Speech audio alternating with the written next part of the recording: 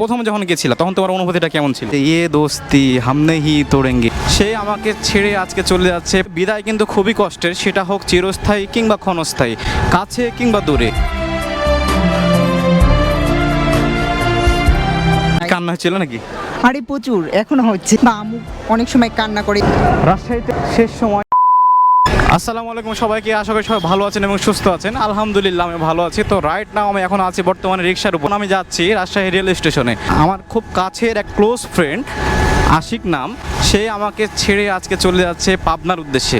আসলে বিদায় কিন্তু খুবই কষ্টের, সেটা হোক চিরস্থায়ী কিংবা ক্ষণস্থায়ী, কাছে কিংবা দূরে, সেটা কিন্তু অবশ্যই কষ্টদায়ক এবং বেদনাদায়ক। আমার সেই বন্ধু সাথে পরিচয় খুব স্বল্প সময়, তার সাথে পরিচয় হলেও তার সাথে যে আমার সম্পর্ক, নিবিড় একটা সম্পর্ক, তার সাথে একটা ভালোবাসার যে টান, এটা খুব গভীর আর কি। তো কষ্টের সাথে বলতে হচ্ছে, তাকে বিদায় দিতে হচ্ছে। এখন আমি যাচ্ছি রাজশাহী রেল স্টেশনে তাকে বিদায় দেওয়ার জন্য। সে পাবনাতে একটা নার্সিং কলেজে চান্স পেয়েছে, তো সে পড়াশোনার জন্য সেখানে যাচ্ছে। তো চলেন আপনাদেরকে ভিডিওটা সম্পূর্ণ দেখাই। তো আমি এখন বর্তমানে চলে এসেছি অলমোস্ট রেলগেটের কাছাকাছি। তো let's enjoy some cinematic shot. একা একা আর কাঁদবো না, তোকে নিয়ে আর ভাববো না, আমি থাকবো আমার মতোই, আসবো যতই যন্ত্রণা। মুখ ফুটে আমি বলবো না আমি ভালো নেই, মনে রাখিস আমার তোকে আর প্রয়োজন নেই। আমি কষ্টগুলো হাতে নিয়ে দাঁড়িয়ে তোর দেখতে দেখতে আমরা কিন্তু চলে আসলাম রাজশাহী রেল স্টেশনে। তো এখন ভিতরে জাস্ট সাক্ষাৎ হবে আমার, এটাই। আবার সে কবে আসবে জানি না। তো তার সাথে দেখা সাক্ষাৎ করে আমি আবার বাসার দিকে বিদায় নিব। সব অনুভূতি কুড়িয়ে রেখেছি ডায়েরির ভাঁজে। সেই রেল স্টেশনের ভিতরে চলে এসেছি, আর আমার বন্ধুটাকে কিন্তু পেয়ে গেছি। সে কিন্তু অলমোস্ট আধা ঘন্টা আগে এসে এখানে অপেক্ষা করছিল আমার জন্য, আমার সাথে সে সাক্ষাৎকারের জন্য। তো চলেন এখন আমার সে বন্ধুর কাছে যাওয়া যাক, যার জন্য আজকের আমার এই ভিডিওটা, এবং তার কাছে অনুভূতি জানা যাক যে তার আসলে কেমন লাগছে আমাদের সবাইকে ছেড়ে অচেনা এক পথে চলে যেতে। আসসালামু আলাইকুম। ওয়ালাইকুম সালাম। কি খবর তোমার? এই তো আলহামদুলিল্লাহ ভালো, কিন্তু ফ্যামিলিকে ছেড়ে যাচ্ছি, এটাই অনেক কষ্টদায়ক। প্রথম যখন গেছিলা তখন তোমার অনুভূতিটা কেমন ছিল? প্রথম অনুভূতি খুবই খারাপ ছিল, আম্মুকে রেখে একাই, বাসায় তেমন ভাই বোন নাই। কান্না হচ্ছিল নাকি? আরে প্রচুর, এখনো হচ্ছে। এখনো হচ্ছে। এই ঈদের ছুটিতে এসেছিল, ঈদের ছুটি এখন শেষ, সে আবার চলে যাচ্ছে নিজ গন্তব্যস্থলে পড়াশোনার জন্য। তো সবাই তার জন্য দোয়া করবেন, সে যেন সফল হতে পারে।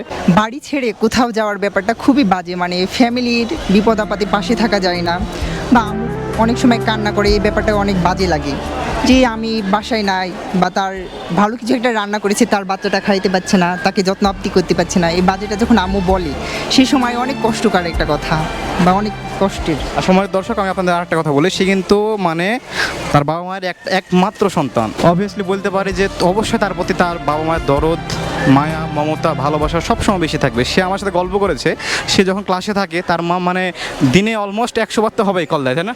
হ্যাঁ, তুমি তো সেদিকে দেখছিলা ব্লাড ব্যাংক। আমি সেদিনকে ছিলাম, তো সাথে তো দেখি যে প্রতি ঘন্টায় ঘন্টায় তার আম্মু আন্টি কল দিতেই আছে যে তুমি কোথায় আছো, কি করছো, কোথায় কি খাচ্ছো, কে সাথে আছে, কখন বাসায় আসবা। আসলে মারা কিন্তু এরকমই হয়, শুধু আন্টি না, দুনিয়ার প্রত্যেক মা চায় তার সন্তান ভালো থাকুক, সুস্থ থাকুক, নিরাপদে থাকুক, এবং যেখানে থাকুক ভালো থাকুক আর কি। তো এই কারণেই আসলে আমাদের মাদের প্রতি আমাদের যত্ন নেওয়া উচিত। শুধু মা না, মা বাবাদের উপরও কিন্তু আমাদের যত্ন নেওয়া উচিত।